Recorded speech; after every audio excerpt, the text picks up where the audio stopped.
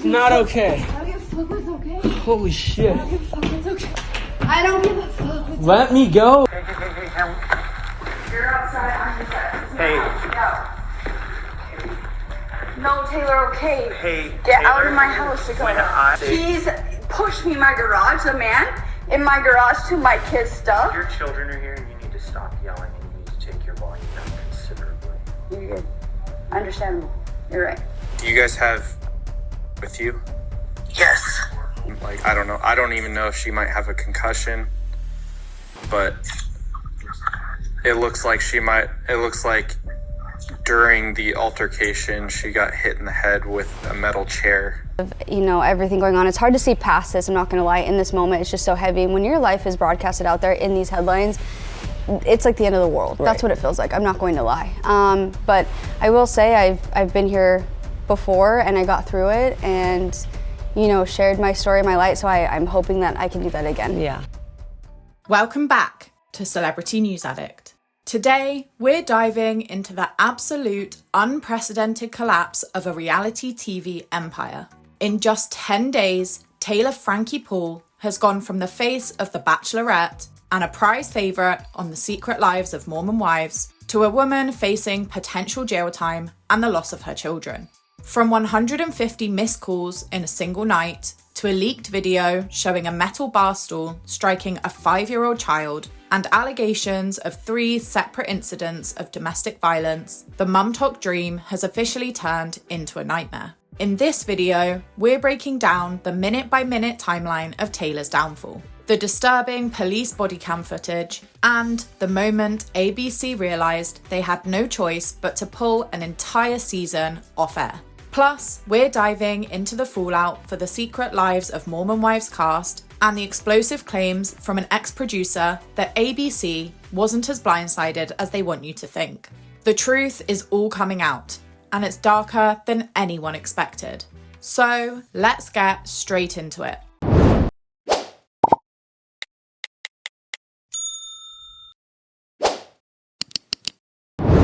Now, as always, we need to start with a timeline of the rollercoaster relationship between Taylor Frankie Paul and her on-again, off-again baby daddy, Dakota Mortensen.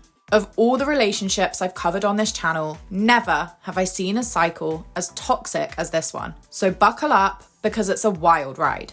So, the couple's dating timeline begins back in May 2022, when Taylor announced on TikTok that she and her husband, Tate Paul, had split up. And right from the off, the drama erupted, as she followed this up with a video revealing that she had been involved in a soft swinging scandal, where she had messed around with one of her friend's husbands multiple times outside of the typical arrangement. But it didn't take long for Taylor to dry her tears and get over this messy scandal, as just 2 months later, in July 2022, Taylor posted yet another TikTok which hinted that she had moved on. The video showed Taylor with overlaid text saying, "Been heartbroken twice this summer, and this cute sweet MF comes out of nowhere." She quickly followed this up with another TikTok which showed a screenshot of Dakota's texts after he saw her previous video. He texted, quote, "The feeling is mutual. Just saw your TikTok and I'm gonna pretend it's about me so I can feel better about myself." Seems cute, right? Just 1 month later, in August 2022, Taylor once again posted to TikTok to make it clear she was very, very single, sharing a video of her dancing with the text, "Hope it's cool if I talk to other girls. No worries, I'll talk to your whole friend group. I'm good at sharing. Stay toxic." Then, she posted yet another video a couple of weeks later that gave fans whiplash. This one said, "You've just got divorced, take your time, stay single, and have fun for a while." Instantly falls for this one MF. And Dakota was there in the comments again, saying, "Lucky guy whoever he is." To which Taylor replied, "You'd be surprised how similar you two are." The following month, Dakota started appearing in Taylor's TikToks as the relationship progressed, and Taylor publicly denied that he was the guy she cheated on her husband with. Then, November and December 2022 took a bit of a downward turn, as Taylor revealed that she had sadly suffered an ectopic pregnancy before announcing that she and Dakota had broken up, with a post that said, "Can someone please explain how ending a 6-month relationship can hurt worse than ending a 6-year marriage?" But, are you ready for it? 1 month later, in January 2023, Dakota popped back up on Taylor's TikTok once again, making it clear that the pair were officially back together. But it wasn't long before it all came crashing down. And this is where things start to get serious. On February 17th, 2023, Taylor was arrested and charged with 3 misdemeanors, including assault and domestic violence. We'll get into this in a second, as it forms the backdrop for the devastating news headlines breaking the internet this month. Before we go any further, I just want to put a trigger warning here, as we will go into detail about the allegations between the couple a bit later in the video. So please watch with caution and feel free to skip this one if topics of domestic violence are difficult for you. Anyway, back to the relationship timeline, as the accusations and arrests in February 2023 surprisingly weren't the end of it. Despite the domestic abuse allegations, the pair reunited, and in September 2023, Taylor revealed that her and Dakota were expecting their rainbow baby. Then, on March 19th, 2024, the couple welcomed Eva True Mortensen to their growing family of 5. Eva joined Taylor's children from her previous relationship, Indy Mae Paul, aged 8, and Ocean Paul, aged 5. But once again, the high highs came with low lows for Taylor, as in March 2024, co-star Macy Neely started throwing around allegations that Dakota had cheated on Taylor, which he avidly denied. Despite these rumours, the couple seemed stable for a while, with Taylor taking to TikTok on September 12, 2024 to defend Dakota against the cheating rumours. But, surprise surprise, the script flipped just a few days later on September 23rd, when Us Weekly confirmed Taylor and Dakota had broken up. And if only things had ended here. But Taylor flip-flopped back to Dakota the following month, posting a photo of them together to Instagram in October 2024, alongside a post which stated, "Due to personal reasons, I'll be back with the same man I said I'm done with." Things continued to go back and forth on this toxic merry-go-round for months, with the couple breaking up in December 2024 before sparking reconciliation rumours in January 2025 when Taylor wished Dakota happy birthday on Instagram. Then, in April 2025, Taylor and Dakota were spotted attending Stagecoach together, and it was later revealed that they had hooked up while they were there. Fast forward a few months, and in September 2025, Taylor was named as the next Bachelorette, and Dakota made it clear online that he was not pleased about it. Then, in October, Taylor took to Instagram to hint that the rumours about Dakota cheating back in 2023 were in fact true, and this was the reason for their split. In a since deleted post, Taylor shared a video with the statement, "Just found out the snake in the middle is sleeping with my baby daddy," meanwhile crying to me because she just got dumped by a married man. Taylor captioned this post, "These desperate girls will do desperate things." The social media drama continued throughout the end of the year, culminating in February 2026 when Dakota's new girlfriend, Emma Shippen, commented on a post about Taylor becoming the next Bachelorette, stating, "This isn't going to age very well." And Emma might just have had a crystal ball, because she couldn't have been more accurate. Okay, now it's time to break down the dark reality of what happened on February 17th, 2023, and how that single night triggered a domino effect that 3 years later has Taylor now facing potential jail time and losing custody just a few days ago. We're going to focus on the legal fallout first, before jumping into ABC's decision to cancel The Bachelorette, and why the rest of the Mormon Wives cast is now officially refusing to film. So, on February 17th, 2023, a neighbour called the police to report a domestic disturbance at the home that Taylor and Dakota shared. At the time, the Salt Lake Tribune reported that police obtained video of the altercation, which showed Taylor throwing, quote, heavy metal chairs in Dakota's direction, one of which appeared to strike her daughter, who was just 5 at the time. The altercation ended with Taylor being taken away in handcuffs and spending the night in jail. Following the arrest, Harriman City Police, Utah, released a public statement which said, quote, "On Friday, February 17th, 2023, at approximately 11 p.m., the Harriman City Police Department responded to a reported incident of domestic violence that occurred at Taylor's address. Responding officers conducted an investigation and determined that probable cause existed for the arrest of Taylor Frankie Paul, age 28, for the misdemeanor charges of assault, criminal mischief, and commission of domestic violence in the presence of a child. Miss Paul was taken into custody and booked into the Salt Lake County Jail on these charges." The statement continued, Following her jail booking, detectives received additional video evidence related to this case that resulted in the case being referred to the Salt Lake County District Attorney's Office for screening of felony assault charges against Miss Paul. The evidence also suggests that during the incident, Miss Paul's minor child was injured by an action of Miss Paul. Subsequently, our investigators are also screening a misdemeanor charge of reckless child abuse with the District Attorney's Office. They added, "The Harriman City Police Department will not release the names or other information about the victims, their status or condition, or statements made by them during this investigation. Once the screening process is complete with the District Attorney's Office, the case will proceed through the criminal justice system." Then, in August 2023, Taylor entered a plea in abeyance to a third-degree felony count of aggravated assault. This is a legal agreement which is often used in Utah for first-time offenders, where the defendant pleads guilty or no contest, but is not immediately convicted.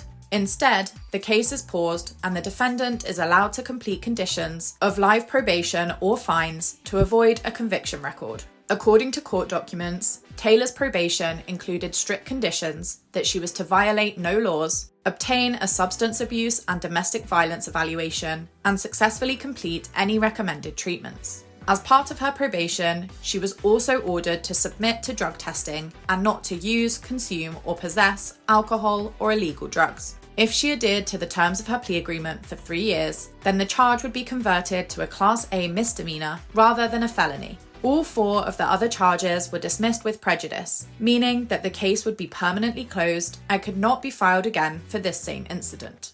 As per the terms of her agreement, in February 2025, an audit was conducted on Taylor's probation progress, and it was revealed that she had completed all treatment and classes and continued to see a therapist. It was also noted that Taylor had maintained stable housing and employment, as she claimed to earn $15,000 a month as a social media influencer. According to the audit, Taylor was considered a low-risk offender for the entire probation period, but had agreed to remain on supervision for the entirety of her sentence, meaning she is set to undergo a final review on August 24th, 2026. But things recently took an ugly turn for Taylor, which may have her regretting this decision. Now let's get into the chaotic headlines that have unfolded in the last couple of weeks. Honestly guys, this case just keeps getting more and more wild. So, on March 15th, 2026, TMZ were the first to release news that production for The Secret Lives of Mormon Wives had hit an unexpected pause.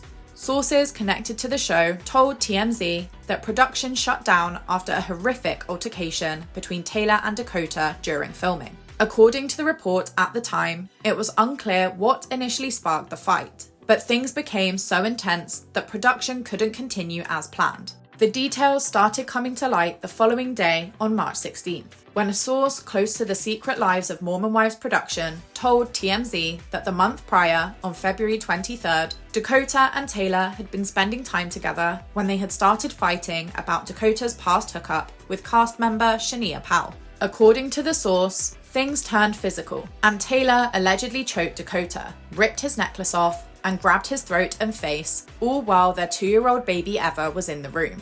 Allegedly, Dakota called the police during the incident, but Taylor talked him into changing his story and apologized to him, before returning the following night, February 24th, for round 2. During the second altercation, Taylor allegedly scratched Dakota's neck and chucked his phone against a wall. No police were called that night, but one of Dakota's friends saw his neck the following day and called police, who interviewed Dakota and also saw proof of his injuries. After this initial story broke, a spokesperson for the Draper City Police Department shared more details with the US Sun, revealing that Dakota had called the police during the first incident on February 23, 2026. The officer said, quote, "There are allegations of violence from him, but it would be fair to say the claims were made from both parties." They added, "She is alleging other things as well. It's a complicated one. Very he said, she said." The officer noted that while no arrests were made that night, the case was still under active investigation, and there still could be an arrest, as the cops moved the case over to the prosecutor's office for review. It was also revealed that both Dakota and Taylor have been ordered to get psych evaluations, and that Taylor is also under investigation for child abuse claims, as Dakota has called the Utah Division of Child and Family Services multiple times, accusing Taylor of physically abusing their son. However, Taylor is denying everything, claiming she has never hurt their son and alleging that Dakota is actually the aggressor towards her. But Taylor's Instagram seems to be telling a different story. Following her altercation with Dakota on February 23rd, Taylor posted a video of herself holding up a drink in praise, with the overlaid text, "When my mum has to plug her ears, my friends are gasping, production's eyes wide open, is when I know my mouth reached the level of unhinged. Sorry you all had to hear that. However, I don't regret it." But this wasn't the only evidence mounting up against Taylor.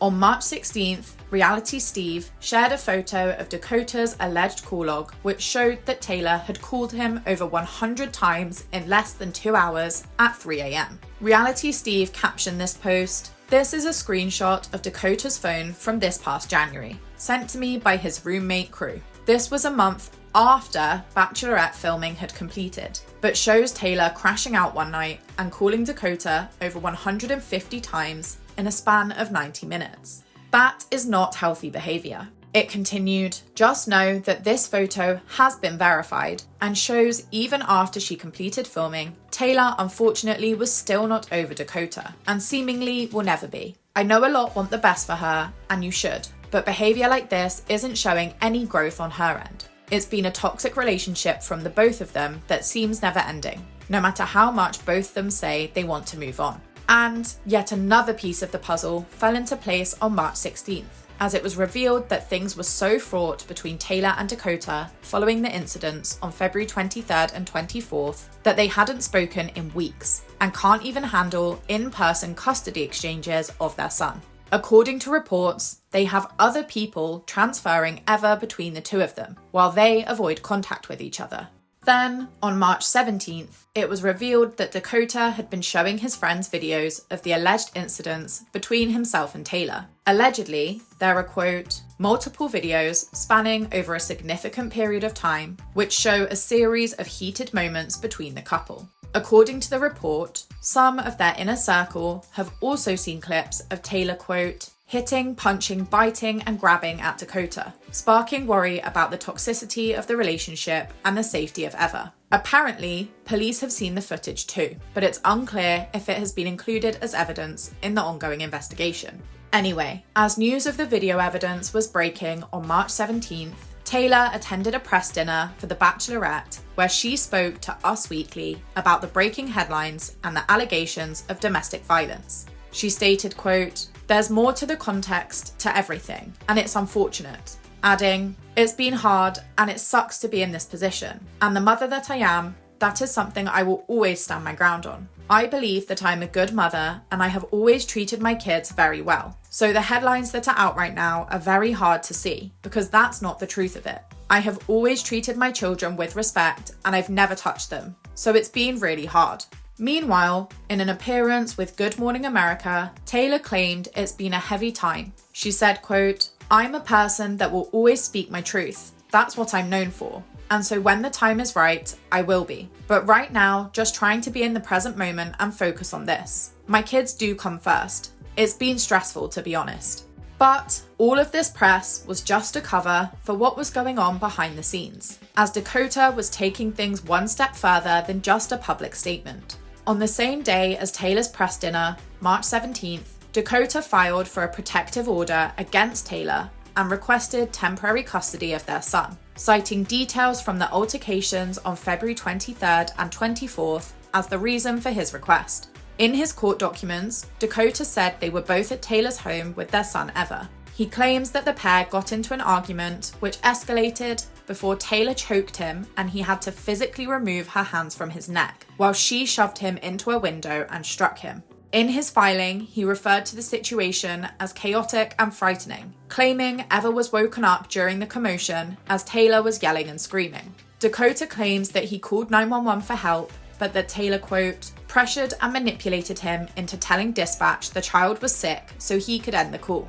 he claims Taylor was emotionally volatile and had said she wanted to harm herself. Allegedly, Dakota tried to calm her down for her safety and for Ever's. But after putting Ever back to sleep and laying down with him, Taylor pulled the blankets off them and her, quote, aggressive behaviour woke up the baby. Dakota said he then left and took Ever with him. But a similar situation occurred the following night when he tried to return Ever as part of their custody agreement. In his petition, Dakota also raised Taylor's 2023 arrest for assault as evidence, before requesting temporary custody of Ever and pleading that Taylor not drink or use drugs during her parenting time. The following day, on March 18th, Dakota's team spoke out publicly. In an interview with Entertainment Weekly about his filing and the domestic violence allegations, a source close to Dakota said, quote, his number one priority here is protecting Ever. He knew there was a possibility it could come out, but he was not going to be the one to proactively do that because he has always wanted a decent relationship with Taylor. It's been really hard to achieve that, but he wants to co-parent well.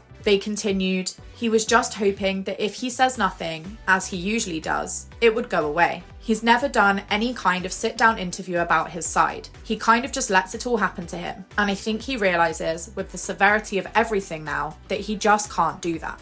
Then, in an explosive turn of events, on March 19th, TMZ obtained and released the video footage from the incident on February 17th, 2023, which was used as evidence in the domestic violence case against Taylor. And it's a hard watch, but it essentially shows Dakota struggling to record the altercation, which begins with Taylor slapping him and putting him in a headlock. The situation quickly escalates as Taylor starts to grab metal bar stools and hurl them at Dakota while he backs away. As she picks up one of the stools, Dakota screams at her to stop, saying, your daughter is sitting right there, referring to Indy, who was just 5 years old at the time and asleep on the couch. However, Taylor persists and throws 2 more stools at him, at which point you can hear Indy begin to cry. According to the police report from the incident, Indy was hit and later, quote, had a goose egg on her head. Towards the end of Dakota's video, police arrived on the scene after a neighbour called to complain about the noise, and you can hear the officer trying to separate them. According to the police report, Taylor later claimed that Dakota had thrown her to the ground prior to picking up his camera to start filming her retaliation. And things continued to heat up, as the Daily Mail uncovered the full bodycam footage from the night and released it to the public.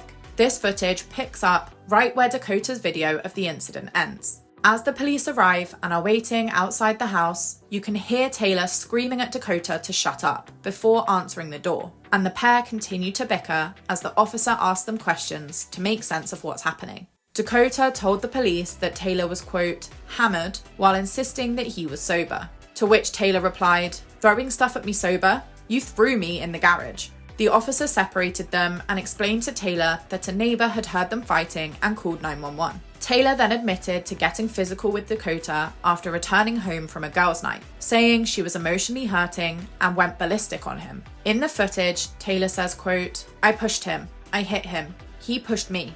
I don't know what to say about it. She went on to claim that she was so afraid of Dakota that she had peed her pants. Dakota then explained his side of the story, saying he felt scared for his life and also thought his finger may be broken from the altercation. Since Dakota was injured and Taylor had admitted to assaulting him, she was taken away in handcuffs. She can be heard pleading to the officer, saying, quote, why am I under arrest? So you're going on his word against mine? He pushed me and I'm under arrest? I pissed my pants and I'm under arrest? The moment Dakota's initial video footage was released, a rep for Taylor immediately responded to the evidence leak, saying, quote, it's sad to see the latest installment of Dakota's never-ending, desperate, attention-seeking, destructive campaign to harm Taylor without any regard for the consequences for their child. Releasing an old and selectively edited video on their son's birthday is a reprehensible attempt to distract from his own behaviour. They added, thankfully, the public has seen this act before and knows who he is. And sadly, many will recognise this pattern of manipulation, both in his actions on the show and from their own experiences. Dakota also spoke publicly about the leaked footage, claiming that he wasn't the one to leak it.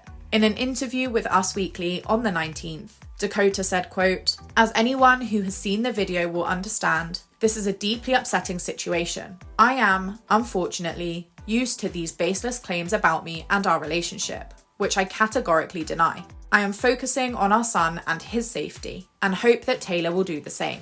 Then, on March 20th, the day after Dakota's horrifying video footage was leaked, he was granted the temporary protective order that he had filed against Taylor just 3 days prior. According to court documents, Dakota was granted temporary custody of Eva until at least April 7th, when the pair are due in court. Until then, the TPO states that Taylor must stay 100 feet away from Dakota and his home. She's not allowed any visitation rights with Eva and is not allowed to own any weapons. And with the granting of this protective order came more bad news for Taylor, as Salt Lake County's District Attorney, Sim Gills, claimed that the new domestic assault allegations and investigation may harm Taylor's current probationary period and could lead to potential jail time if it's found that she violated the conditions of her probation. Gills stated, quote, "We have received the police report for the new allegations, and it's our understanding the case is being screened by the Draper City prosecutor.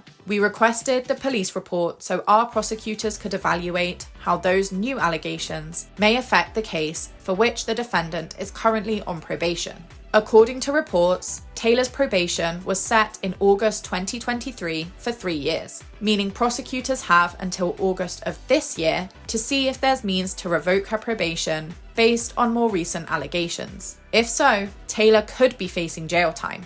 And as more and more information and footage continues to emerge online, the DA's office for Salt Lake City also began to turn up the heat. In an interview with Us Weekly on March 23rd, DA Sim Gill said, quote, "Late last week, we requested all the investigative material to screen the most recent allegations for charges. We made the request because of the potential that if charges are filed, they could be enhanced due to a prior plea in abeyance to a domestic violence offense." Criminal defense attorney and former LA County prosecutor for the Family Violence Unit, RJ Dreiling, also emphasized just how bad this most recent investigation could make things for Taylor. He stated, quote, "When someone is on probation for a violent offense, few things are worse than picking up another arrest for a crime of violence, especially when both cases involve allegations of domestic abuse." He added, "Even if there ultimately isn't enough to formally charge her here in the most recent case, the prosecutor could still treat it as a probation violation, potentially moving to revoke her prior deal and seek custody time." The next update in this case came 2 days later on March 25th, when it was revealed that police are investigating allegations of a third domestic violence incident between Taylor and Dakota. On top of the incidents on February 17th, 2023 and February 23rd and 24th of this year, according to the West Jordan Police Department in Utah, Dakota filed a report against Taylor alleging another altercation took place in early to mid-2024.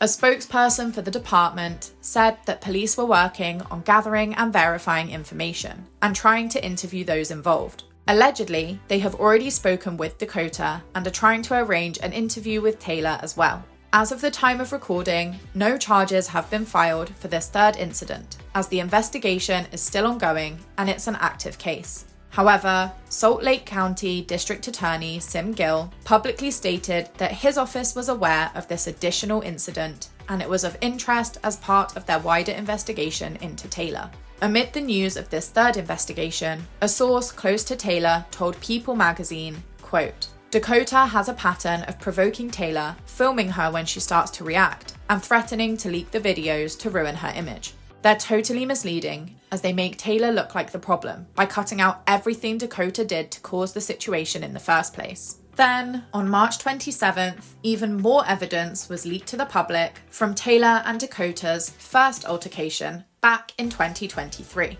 This time, footage was published which showed a police officer on the phone to Taylor's mum Leanne at 3 a.m. on the night of the incident. The officer asked Leanne to urgently check her granddaughter Indy's head, after stating that he was reviewing the footage and it appeared the child was injured during the altercation.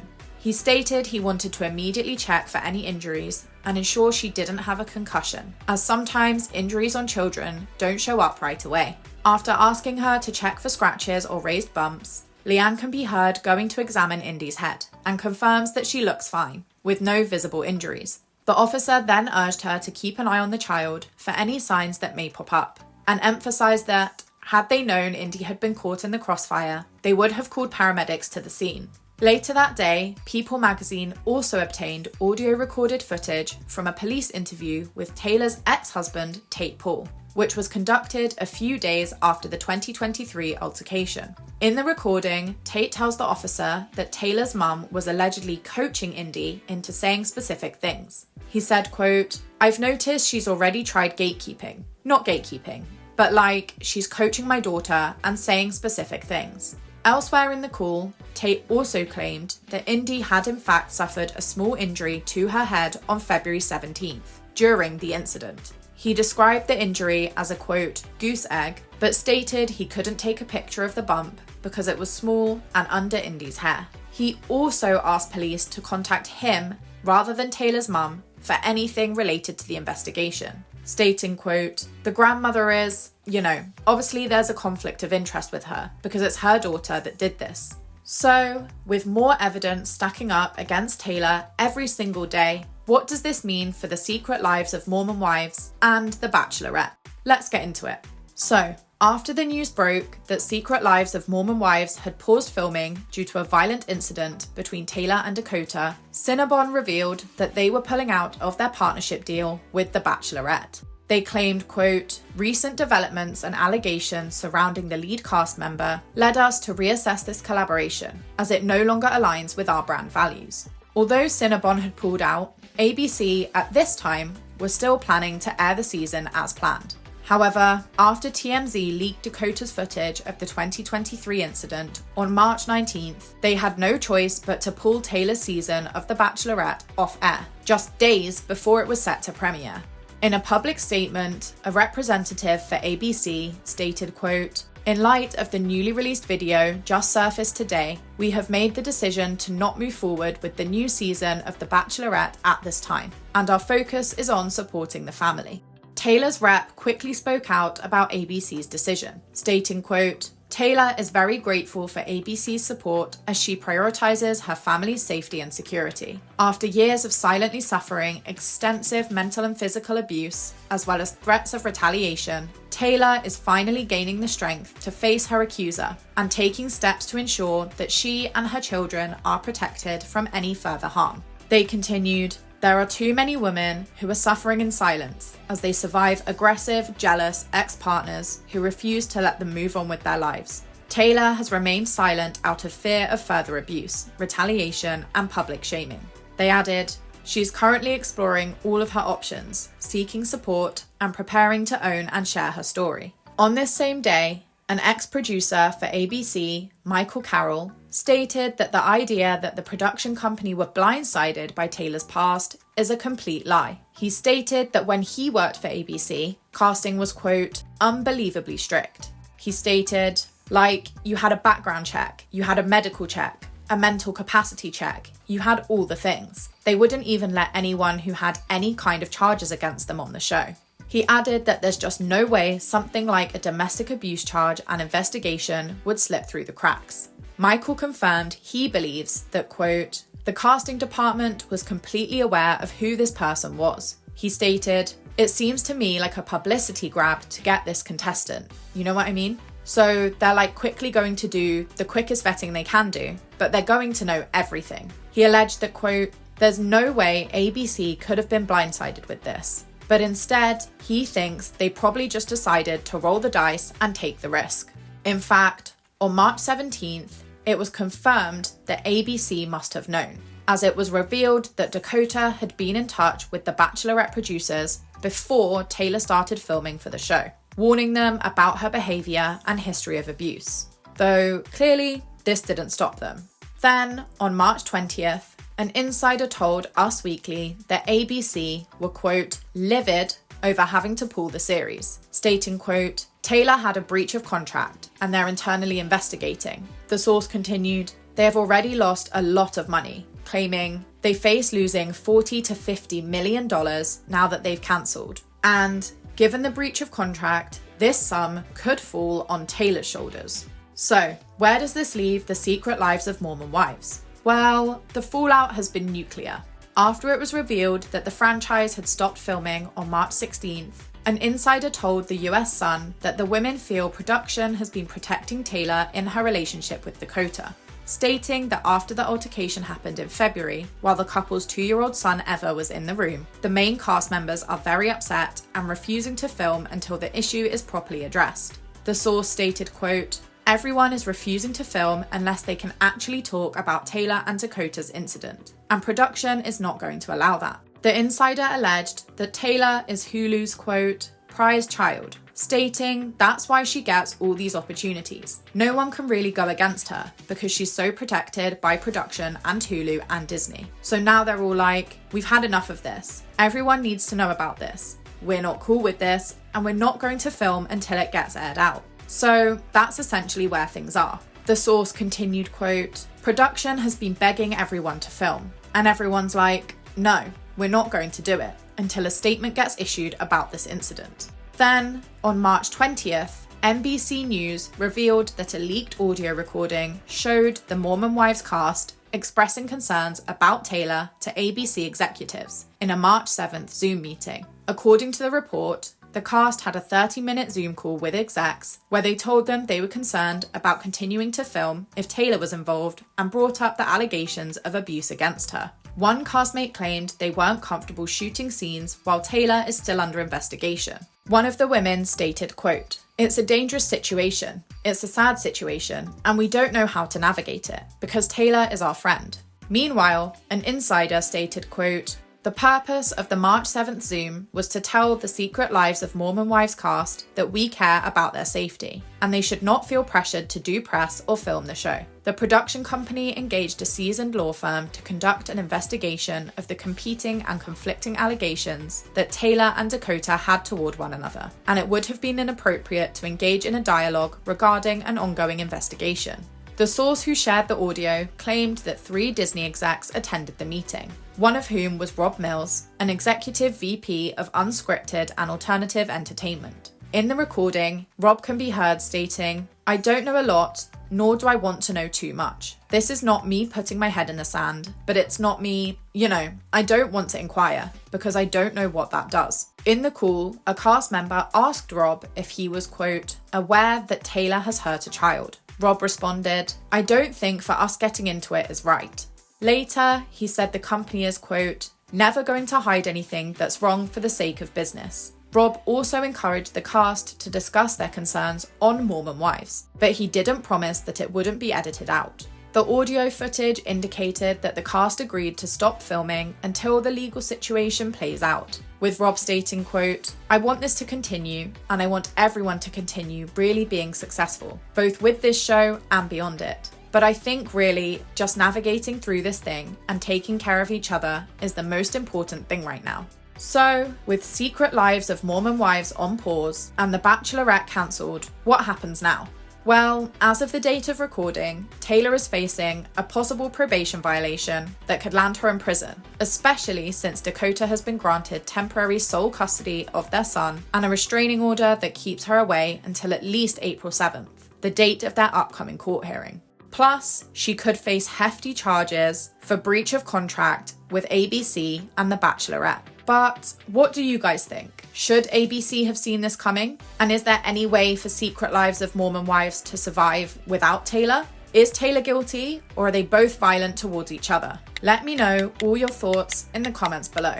And as always, please don't forget to like, hype, subscribe, and hit that notification bell for more reality TV news and updates on this case as they happen. Thanks for watching.